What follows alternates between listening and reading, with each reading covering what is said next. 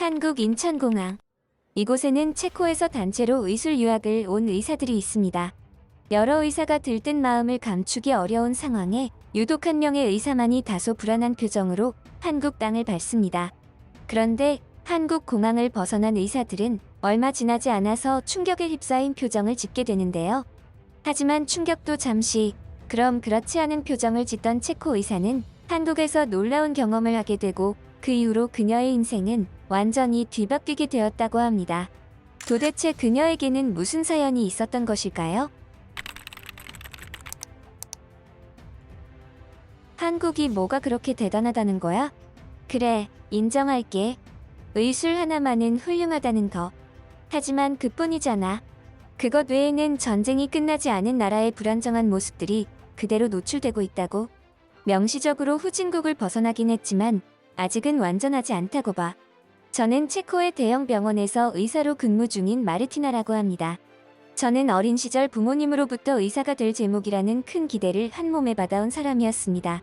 그러다 보니 저 스스로가 당연하게 의사가 될 것이라는 생각을 가지고 살았고, 실제로 저는 공부를 곧잘 하여 의대를 졸업하고 체코에 있는 한 대학병원의 의사로 취직하게 되었죠.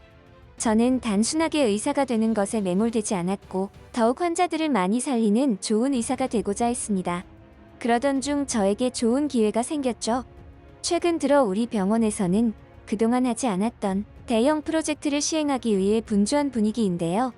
해당 프로젝트는 다름이 아닌 한국으로의 의술 유학과 관련된 것입니다.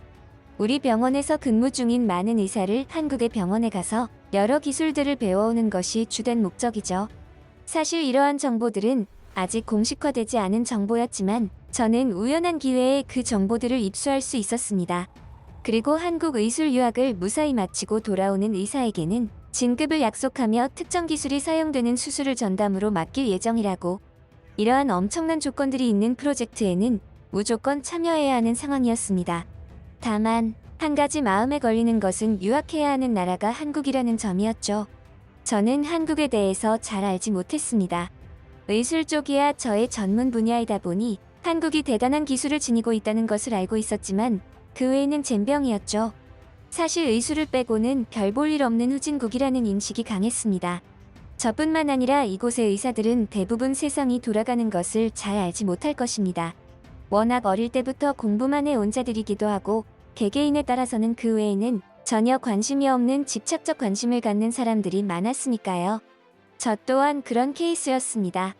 그렇지만 그러한 위험 요소들이 있음에도 불구하고 저는 그것을 감수하는 것에서 나오는 혜택들에 완전히 매몰되고 말았습니다. 제가 추구하고자 하는 의사로서의 성공에 엄청난 도움이 되는 혜택들이었으니까요. 저는 소위 한 병원을 대표하는 대표 의사가 되고 싶었습니다.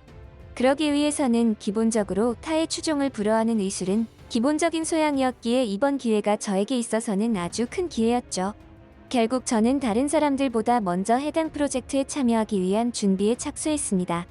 시간은 흘렀고 프로젝트가 공식화되면서 저는 경악하고 말았죠. 이게 무슨 일일까? 한국에 가는 모험을 감수할 의사들이 엄청나게 많았던 겁니다. 저는 솔직히 말해서 좋은 혜택이 주어지기는 하나 한국으로 가는 것에 대한 위험 요소를 감수할 의사들이 그리 많지 않을 것이라 예상했기에 적잖이 놀랐던 것입니다. 지금으로서는 그야말로 경쟁률이 극악의 상황이었죠. 이건 뭐 제가 의사가 되기 위해 공부하며 경쟁하던 그 시기가 떠오를 정도로 엄청난 경쟁이었습니다. 대체 한국 의술 유학이 뭐길래 이토록 다른 의사들이 환장을 하고 달려드는 거지? 아마도 모르긴 몰라도 의술을 배운다는 부분을 제외하곤 한국의 생활이 그리 편치는 않을 텐데 사람들이 참 간도 크네 라는 생각을 했죠. 한편으로는 내가 뭔가 놓치고 있는 부분이 있나? 하는 생각도 했습니다. 어쩌면 제가 모르는 그런 부분들 때문에 이토록 경쟁률이 심할 것이라고 말이죠. 결국 저는 이 경쟁에서 이기기 위해서 여러 가지 한국 의술 유학 프로젝트에 선정되기 위한 유리한 조건들을 알아보았습니다. 그리고 그 중에서 제가 할 수 있는 한도 내에서는 모두 준비를 마쳤죠. 그 결과 아슬아슬했지만 한국으로 떠날 수 있는 기회를 잡았습니다. 그때는 정말이지 희열을 느낄 정도로 속으로 쾌재를 불렀죠.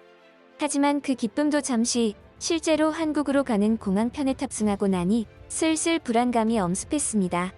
한국으로 가는 동안에도 빨리 의술을 배우고 내 모국인 체코로 돌아가기를 학수고대했을 정도로 말이죠. 그런 저와는 다르게 다른 의사 동료들은 한국으로의 방문에 많은 기대를 하는 사람들이 있었습니다.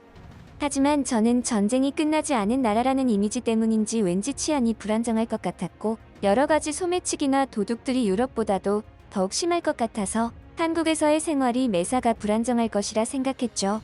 하지만 그런 제 생각은 한국에 발을 디디는 순간부터 서서히 부서지기 시작했습니다. 제가 목격한 한국의 공항은 그야말로 최첨단 시스템의 집약체와 같았습니다. 과연 이것이 후진국이라 생각했던 한국이 맞는 건가 하는 생각이 들 정도로 말이죠. 이때 처음으로 제가 생각하던 그 한국이 완전히 저의 잘못된 편견일지도 모른다고 생각했습니다. 그럼에도 공항만 보고서는 그 나라의 전체적인 부분을 모두 판단해서는 안 된다고 생각하여 아직은 경계심을 완전히 풀지는 않았죠. 특히나 유럽권에서 공항의 소매치기들이 판을 치는 것처럼 위험한 상황에 맞닥뜨릴지도 모른다고 생각했고, 한 걸음 한 걸음을 조심스럽게 주변을 예의주시하며 걸어갔습니다.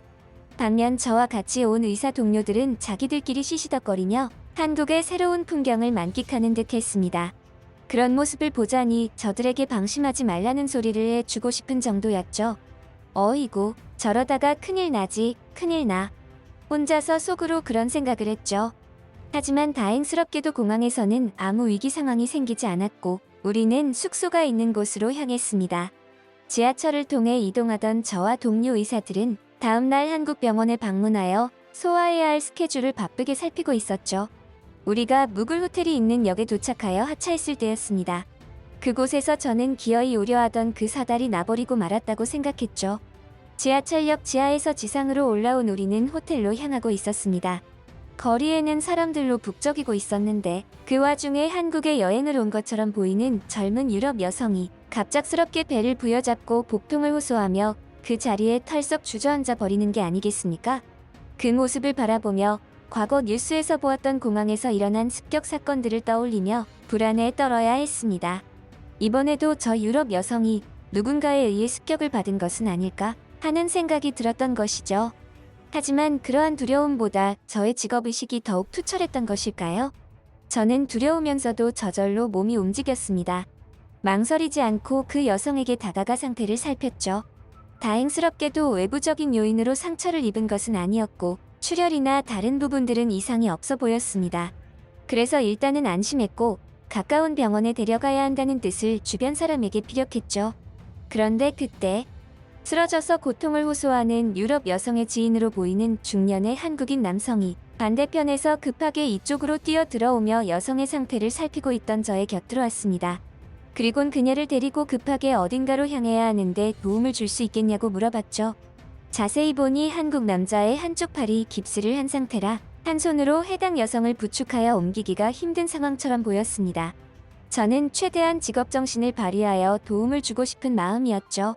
그래서 곧바로 택시를 잡아서 인근 병원으로 동행하려고 했습니다. 그런데 그때 한쪽 팔에 깁스를 한 한국 남자가 택시를 잡으려는 저에게 다급하게 이쪽으로 내려가자고 했어요. 그가 가리키는 쪽은 우리가 조금 전에 올라온 바로 지하철역이었습니다. 고통을 호소하는 여성을 등에 업은 남성은 곧바로 아래로 뛰어내려가기 시작했죠. 만약 저 유럽 여성이 맹장이 터진 것이거나 내장기관에 문제가 생긴 것이라면 최대한 빠른 시간 안에 병원에서 조치를 취해야 하는 상황인데, 지하철역으로 그녀를 데리고 가는 그 한국인 남성을 보고 참을 수 없는 답답함과 걱정스러움을 느꼈습니다. 설마 교통비를 아끼려고 저러는 건가? 그냥 택시를 타고 가는 게 훨씬 빠를 텐데 왜 저러는 거지? 이러다가 큰일이라도 날 것 같은 그런 기분이 들었죠. 저는 도저히 그들을 이대로 내버려 두고 갈 수가 없었습니다. 게다가 저 남자가 대체 무슨 짓을 하려고 아픈 여성을 데리고 지하철역으로 향하는지 지켜봐야 했습니다. 그것까지가 지금의 상황에서 저에게 주어진 의무라고 생각했던 것이죠. 그래서 저는 같이 호텔로 향하던 동료 의사들에게 지금의 상황을 이야기하고 한국 남자를 뒤쫓았습니다. 한국 남자와 동행하면서도 저는 지속해서 그 남자를 설득했습니다. 지금이라도 지상으로 올라가 택시를 타고 인근 병원으로 향하자고? 여자분이 위험할 수도 있다고 말이에요. 그런데도 한국 남자는 대꾸도 하지 않고 그저 숨만 헐떡거리며 열심히 환자를 데리고 역으로 이동했죠. 한동안 역으로 이동하던 남자는 자신이 원하던 장소에 도착한 것인지 숨을 몰아쉬며 어딘가로 들어갔습니다. 당시에는 한글을 완벽하게 알지 못했던 저는 그곳이 어디인지 몰랐으나 그 남자를 따라 들어가면서 이내 그곳이 어디인지 대번에 알게 되었죠. 그리고 서서히 벌어지는 입을 다물지 못한 채 저는 경악하고 말았습니다.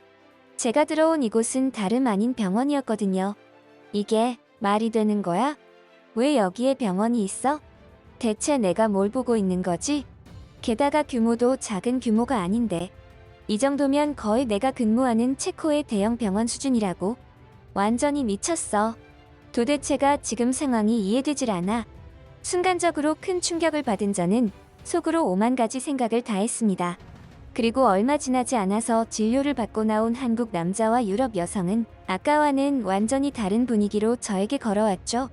알고 보니 해당 유럽 여성과 한국인 남성은 국제 결혼을 통한 부부 사이였고 유럽계 여성인 아내가 소위 생리통이라 불리는 월경곤란증이 유독 심한 사람인데 해당 시기마다 복용하던 소염 진통제를 챙기지 못하고 여행을 다녀오다가 이러한 봉변을 당했던 것이라고. 그래서 한국 남자는 이곳에 병원이 있다는 것을 알고서는 급하게 처방을 받으러 온 것이라고 말이죠. 저는 그 이후로 체코 동료 의사들에게 이와 같은 사실들을 이야기해 주었는데 역시나 그들도 처음에는 제 말을 완전히 신뢰하는 것 같지는 않았습니다. 상식적으로 병원이라는 곳이 지하철역에 있다는 것을 생각해 본 적이 없기 때문이겠지요.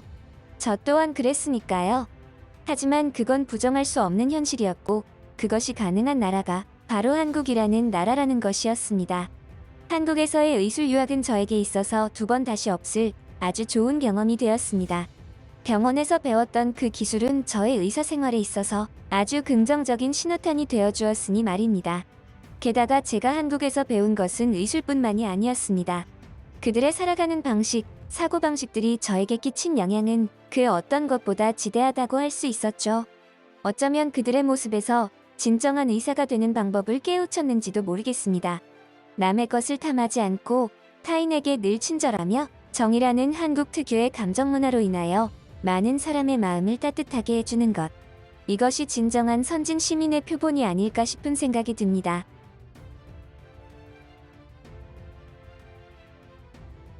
미국 캘리포니아주 시에라 네바다 산맥. 아니, 자네들 도대체 여긴 어떻게 온 거야? 귀신에라도 홀린 건가? 여기 지금 한국 음식을 팔고 있는 식당이 맞는 거지? 자네가 내 볼 좀 꼬집어봐. 이곳의 한 식당에서는 거짓골을 한 여러 명의 사람들이 한데 모여서 심각한 표정으로 이상한 대화를 나누고 있습니다. 마치 산에 사는 귀신들에게 홀렸다는 듯한 말을 하며 개 중에는 자신의 볼을 꼬집어대는 사람도 보이는데요. 사실 이들은 미국의 유명 방송국에서 다큐멘터리 촬영차 이곳을 찾았던 촬영팀이었습니다. 과연 그들에게는 무슨 일들이 있었던 것일까요? 안녕하세요. 저는 미국에서도 이름만 대면 알 법한 유명 방송국에서 촬영팀장을 맡고 있는 로건 클라크라고 합니다. 유명한 방송국에 다니고 있다는 자부심을 늘 지니고 있는 저였지만 그러한 사실들이 저 자신의 가치까지 높여주지 않는다는 것은 저도 잘 알고 있습니다. 사실 저는 방송국 내에서도 인정을 잘 받지 못하는 만년 과장으로 유명하죠. 경력은 꽤 되는데도 불구하고 아직 제대로 된 프로그램 촬영권을 맡지 못했습니다. 하지만 모든 사람에게 인생에 있어서 단 몇 번의 기회는 온다고 하지 않습니까? 저에게도 그러한 기회가 온 듯했습니다. 이봐, 로건. 자네도 벌써 방송 짬밥이 10년이지? 근데 실적은 왜 이 모양인가? 무슨 문제라도 있어? 잘한다 싶어서 일 좀 맡겨보면 잡아뜨리고 그런 게 반복되니까 자꾸 자네만 승진 명단에서 제외되는 거 아닌가? 딱 하나야. 딱 하나. 그게 그렇게 어려워.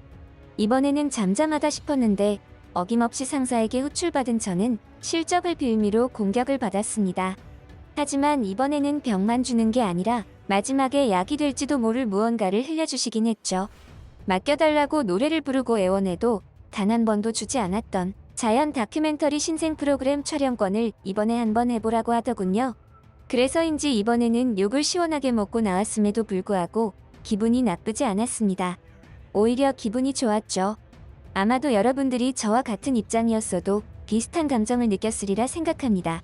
어떻게 생각해보면 이번 기회를 목숨 걸고 최선을 다해서 제대로 성공시킨다면 저 또한 방송국에서 인정받고 성공할 기회가 충분하다고 여겨졌죠. 하지만 저의 그러한 절실한 기대들이 절망으로 바뀔 줄은 정말이지 상상조차 하지 못했습니다. 저는 그냥 이번 기회를 시작으로 방송국 내에서 입지를 다지고 인정받고 싶다는 마음이 전부였습니다.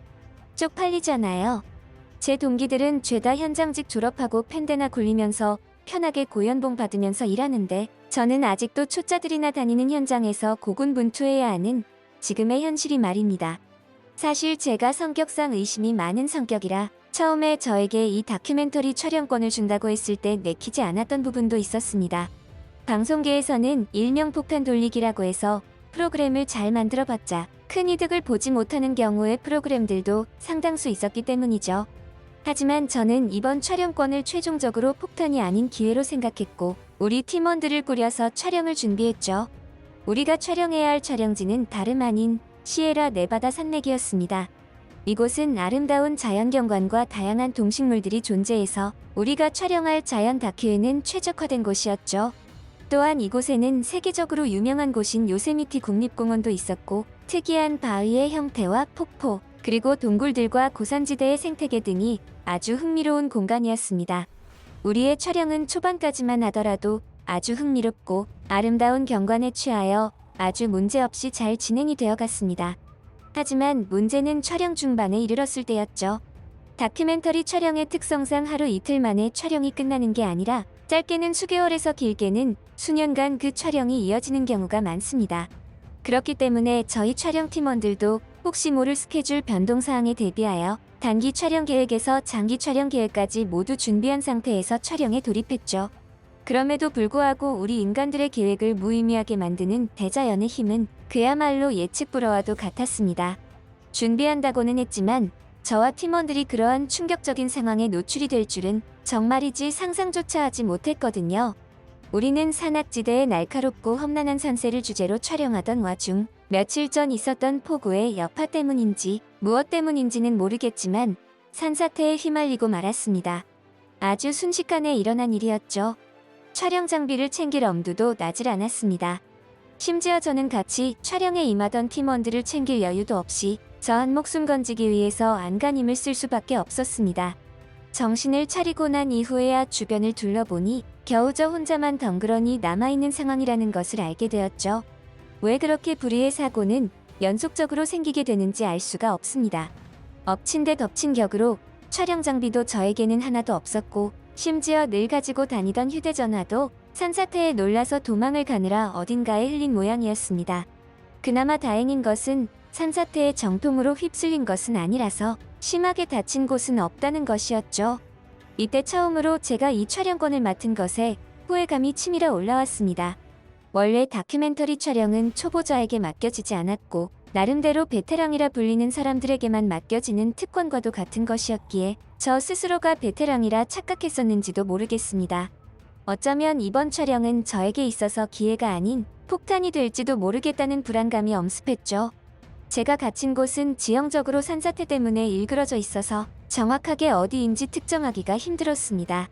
게다가 아무런 장비들 없이 맨손으로 이곳을 벗어나야 했기에 자칫 잘못하면 낙상사가 일어날지도 모를 아주 위험한 상황이었습니다. 그러한 상황이다 보니 저는 아주 조심스럽게 이동했고 이동한 거리에 비해서 에너지 소모도 아주 심한 상태였죠. 해는 뉘엿뉘엿 지고 있었고 배에서는 꼬르륵거리는 소리가 우렁차게 들렸습니다. 참 이렇게 위급한 상황에서는 조금 늦게 울려도 될 배꼽시계가 저더러 들으라는 듯 아주 우렁차게 울리더군요. 촬영을 나오기 전에 속이 더부룩해서 남기고 온 스파게티가 눈에 아른거렸습니다. 이런 날에는 맛있는 고기에 뜨끈한 국물 요리, 그리고 위스키 한 잔이 더해지면 더할 나위 없을 것 같았죠. 하지만 현실은 너무 배가 고파서 꿀꿀이 죽이라도 있으면 허겁지겁 정신없이 먹을 수 있을 것만 같았습니다. 우리 팀원들은 모두 무사한 걸까? 팀원들도 같이 있는 상황에서 나 혼자 살자고 죽기 살기로 도망을 치다니. 이거 너무 쪽팔린 일 아닌가? 나는 정말이지 팀장의 자격이 없는 놈이구먼. 이런 상황 속에서 또 이기적으로 허기진 내배까지 완벽하네. 저는 지금의 상황이 너무나 부끄러웠고 팀원들이 걱정되었습니다. 게다가 지금 그나마 에너지가 조금이라도 있을 때 이곳을 벗어나지 못한다면, 도움을 요청하지 못한다면 저는 꼼짝없이 이곳에서 알 수 없는 야생 동물의 먹이가 되거나 굶어서 오도 가도 못하다가 죽을 것이 자명했죠. 산사태로 일그러진 토지들을 뚫고 한참을 이동했을 때였습니다. 저는 그동안 봐왔던 자연 그대로의 모습들과는 조금 이질적인 분위기를 느꼈습니다. 처음에는 배가 너무 고프고 장시간 울퉁불퉁한 토지를 신경 쓰며 이동을 해온 터라 눈치를 채지 못했지만 이내 그 이질감이 무엇인지 알아챘습니다. 그건 다름 아닌 나무들에 표시된 알 수 없는 무늬의 표식들이었죠. 확실하지는 않았지만 동물이나 짐승이 아닌 사람이 표시해 놓은 것처럼 보였습니다. 저는 의도치 않게 본능적으로 표식에 이끌려 산을 내려갔습니다. 하지만 너무 이동이 늦었던 탓일까요? 이제는 해가 산 너머로 숨어버려 완전한 어둠이 내려앉기 시작했습니다. 휴대전화도 없었고 촬영 장비도 없었기에 저는 이대로 길을 잃고 죽을 확률이 더욱 높아지는 상황이었죠. 어쩌면 거의 확실하게 죽었을지도 모르겠습니다. 제 다리에도 힘이 풀리면서 희망이 사라져 버리자 털썩 주저앉아 버렸죠. 어딘지 모르겠지만 숲속 어딘가에서는 늑대의 울음소리도 들리는 듯했습니다. 무서웠고 당장이라도 이 자리를 벗어나고 싶은 마음이 간절했지만 저에게는 희망이 없다는 사실이 더더욱 잔인하게 다가왔죠. 그런데 바로 그때였습니다. 저의 절망감은 서서히 희망으로 바뀌었죠. 그리고 저는 야밤임에도 불구하고 열심히 이동했고 급기야 얼마 지나지 않아서 사람이 있는 듯한 집에 불이 켜진 것을 목격했습니다. 그곳은 불빛 안에서 사람들이 지나다니고 있었고 마치 식당처럼 굴뚝에서는 김이 모락모락 나고 있었죠. 아마도 저곳에 가면 굶주린 배를 채울 수 있을 것 같아서 급하게 그곳으로 이동했습니다. 그리고 마침내 저는 김이 모락모락 나는 오두막집 앞에 당도했고 문을 열려고 하는 찰나였죠. 하지만 저는 선뜻 문을 열지 못했습니다. 문을 열려고 하는 저의 손을 보니 온통 흙구덩이에 뒤덮여서 이게 사람 손인지 곰 발바닥인지 분간이 가지 않았거든요. 그제야 오두막 창문에 비친 저의 모습을 확인해보니 이건 사람의 모습이 아니었습니다. 거지도 이런 거지가 없었고 심지어 자칫 잘못하면 숲에 사는 미스터리 생명체인 바야바라고 오인할 정도의 몰골이었죠. 자칫하면 이곳 주인에게 문전박대를 당해도 이상할 것이 없다는 생각이었습니다. 하지만 저는 잠시 후 너무나 깜짝 놀라서 경악하고 말았습니다. 그러한 고민을 하고 있는데 안에서부터 문이 벌컥 열렸거든요. 그리고 그곳에서는 아주 인상이 좋은 아시아 계통의 중년 남자분이 나왔습니다. 거참 오늘은 별일이네. 하루에 거지를 2명이나 보다니. 어서 들어오쇼. 음식 식으면 맛없어요. 저는 영문도 모른 채 아시아 계통의 중년 남자에게 거지 취급을 당했지만 또 그와는 반대로 안으로 들어오라는 환대를 받았습니다. 염치불고하고 신세를 좀 지자는 말을 끼워 넣으면서 안으로 들어간 저는 순간적으로 동공이 커지며 저도 모르게 소리를 내지르고 말았죠.